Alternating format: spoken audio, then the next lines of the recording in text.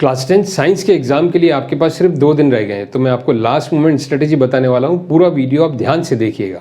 अपनी स्ट्रेटेजी को हम 2 पार्ट्स में डिवाइड करते हैं, एक जो आज हम करेंगे और एक कल जो हम करेंगे। आज हमें क्या करना है, अपने सामने एनसीईआरटी बुक, नोट्स जो टीचर्स ने दिए हैं, जो कोचिंग में आपने लिखे हैं या सेल्फ नोट्स हैं, वो सामने रखने हैं और उनमें से उन क्वेश्चंस के आंसर को पहले हमको करना है जो काफ़ी लेंदी हैं, जिनमें लॉजिक की ज़रूरत रहती है, दिमाग पे जोर लगाने की ज़रूरत रहती है, उनको हमको लिख लिख के करना है। और सबसे ज़्यादा जोर आपको देना है फिजिक्स के न्यूमेरिकल्स पर और केमिकल इक्वेशन को बैलेंस करने पर। इसको बच्चे जनरली क्या करते हैं, इनके सॉल्यूशंस को देख लेते हैं। इनके सॉल्यूशंस को देखना नहीं है, इनको लिख लिख के सेल्फ प्रैक्टिस करना चाहिए। तो फिजिक्स, केमिस्ट्री, बायो, इन तीनों को आप पूरे दिन के लिए डिवाइड कर लीजिए और इसको आप फुल स्टॉप लगाइए। यानी जैसे आपने बायो को 4 घंटे दे दिए आज के, तो इन 4 घंटे में आपको अपने आप को फील गुड करवाना है कि मेरा बायो ख़त्म है। फिर आपने केमिस्ट्री को 3 घंटे दे दिए, फिर फिज़िक्स को आपने फिर से 4 घंटे दे दिए। फॉर एग्जांपल ऐसे आपने डिवाइड किया, तो अपने आप को एट लास्ट ये फील गुड करवाना है कि मेरा कोर्स फिनिश है। क्योंकि जब तक आप अपने आप को फील नहीं कराएंगे कि मेरा कोर्स हो गया है, तो कुछ ना कुछ निकलता ही रहेगा। एक छोटे से रूप में हम याद रखें कि बिंदी जैसे छोटी होती है, फुल स्टॉप छोटा होता है, उसको फोकस करके चलो बार बार कि मुझे फुल स्टॉप चाहिए अपने कोर्स का। तो आज की तारीख में चाहे 12 बज जाए, 1 बज जाए रात के, आपको कोर्स को फिनिश करना है, अपना रिवीजन को टोटली फुल स्टॉप लगाना है।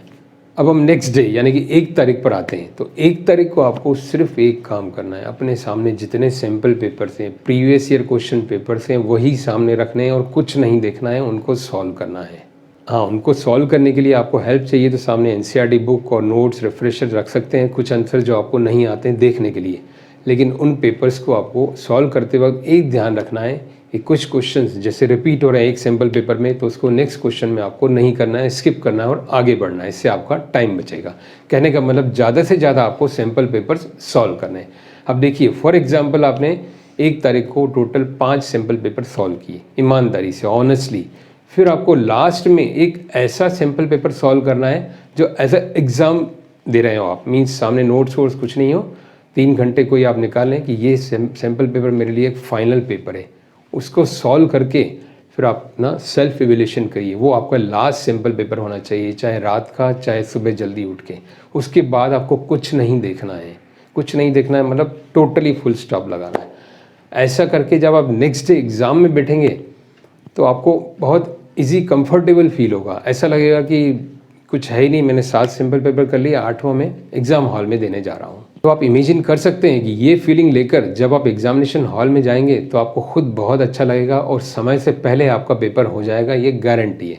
और समय से पहले पेपर करना ही अपना टारगेट होना चाहिए। कम से कम 15 से 20 मिनट लास्ट में अपने आप को बचा के रखना है ताकि पूरा आंसर्स हम चेक कर सकें।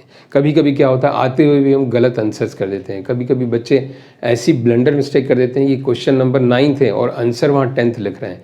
तो इस तरह की छोटी छोटी गलतियाँ देखने के लिए लास्ट के 15 से 20 मिनट आपके पास होना चाहिए। तो विदाउट वेस्टिंग टाइम स्टूडेंट, आज से और अभी से आप शुरू हो जाइए। All the best.